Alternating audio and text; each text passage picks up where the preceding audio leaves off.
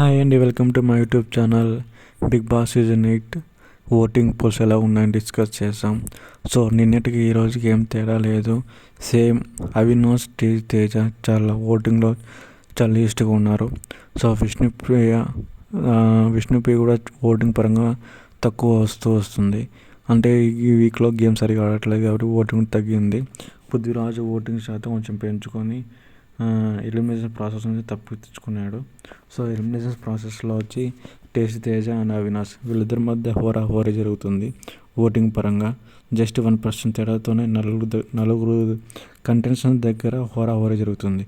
పృథ్వీరాజు, విష్ణుప్రియ, అవినాష్, తేజ వీళ్ళ నలుగురు దగ్గర జస్ట్ 1% తేడాతోనే పైన కిందికి దిగుతున్నారు ఓటింగ్ పరంగా.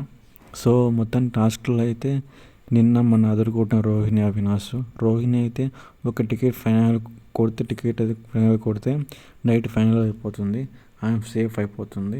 ఇప్పుడు తేజ, అవినాష్ వీళ్ళిద్దరికీ ఓటింగ్ పరంగా చాలా తక్కువ ఉన్నాయి ఓట్స్. సో వీళ్ళిద్దరు నేను అవినాష్ టాస్క్ బెమ్మాడాడు కానీ ఓట్ సరిగ్గా పడట్లేదు వాళ్ళకి.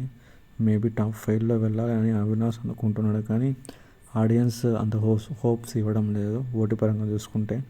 సో మేబీ చెప్పలేము, ఉంటారో వెళ్ళిపోతారో చెప్పలే ఈ వీక్.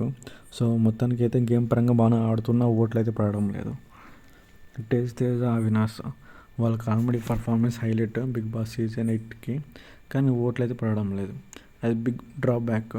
సో మిగతా వాళ్ళైతే ఓటింగ్లో అయితే టాప్లో దూసుకెళ్తున్నాడు గౌతమ్, నిఖిల్. సో చాలా లోయెస్ట్ ఓటింగ్ అవినాష్, తేజ, పృథ్వీరాజ్, విష్ణుప్రియ వీళ్ళ నలుగురే. కానీ తక్కువ వచ్చింది తేజ, అవినాష్. సో వీళ్ళ ఆట తిరుగు బాగానే ఉంది కానీ ఓటు పడట్లేదు. సో ఆడియన్స్ వాళ్ళకి ఓటు వేయడం వల్లే వాళ్ళు మంచి హౌస్లో ఉంటారు, లేకపోతే హౌస్ నుంచి వెళ్ళిపోతారు. సో మొత్తానికి ఓవరాల్ రివ్యూ ఇదే. సో నా వీడియోస్ లైక్ చేయండి. Thank you for watching.